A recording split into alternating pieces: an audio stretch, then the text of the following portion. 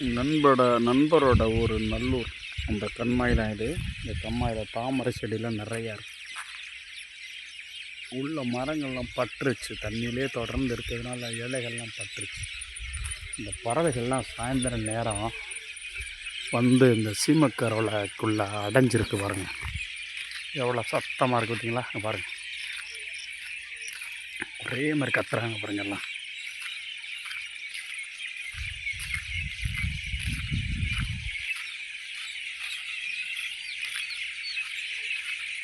சவுண்டை பாருங்கள். அதே மாதிரி நல்ல மழை பெஞ்சுனா கம்மா நிறைஞ்சு கிடைக்கும்போது தவளை சத்தம் அவ்வளோ அருமையாக இருக்கும் கிராமத்தில் கேட்குறதுக்கு.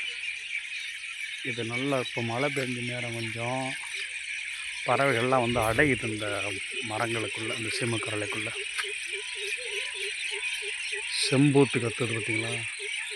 தவளை எல்லாமே சேர்ந்து கத்தும். கேட்குறதுக்கு எப்படி இருக்க பாருங்கள்.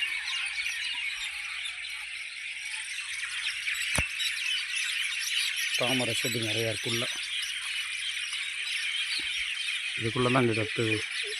மழை வண்டும் சேர்ந்து கத்துது உள்ள.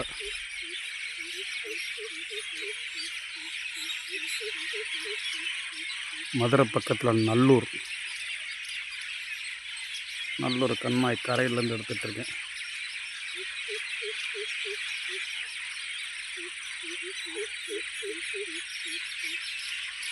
எவ்வளோ பறவைகள் உள்ள அடைஞ்சிருக்கு அப்போ பாருங்கள். சந்தோஷமாக, எவ்வளோ சந்தோஷமாக இருக்காங்க பார்த்தீங்களா பறவைகள்.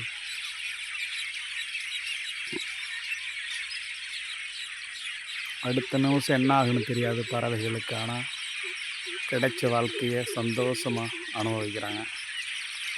மனித வாழ்க்கை அப்படியா இருக்குது. அதை வேணும், இது வேணும், இதை சம்பாதிக்கணும், அதை சம்பாதிக்கணும், சேர்த்து வைக்கணும். பெரிய ஆள், நீ பெரிய ஆள், வேணா சொல்கிறது இவன்னா சொல்கிறது, அட்ரா விட்ரா குத்துறா, பயங்கரமாக இருக்குது மனித வாழ்க்கையில்.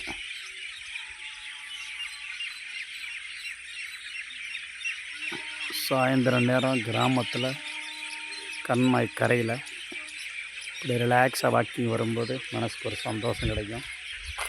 ஹேப்பியாக இருக்கலாம். எல்லோருக்கும் வணக்கம்.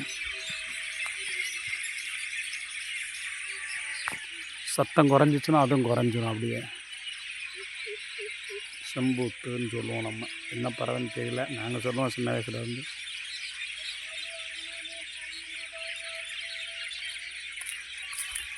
தேங்க்ஸ் ஃபார் வாட்சிங் மை சேனல் சந்திரன் கணன். தேங்க்ஸ். நல்லூரில் என் நண்பரோட ஊர் சாமி கும்பிட்றதுக்காக வந்தேன். பைரவர் கோயில். தேங்க்ஸ்.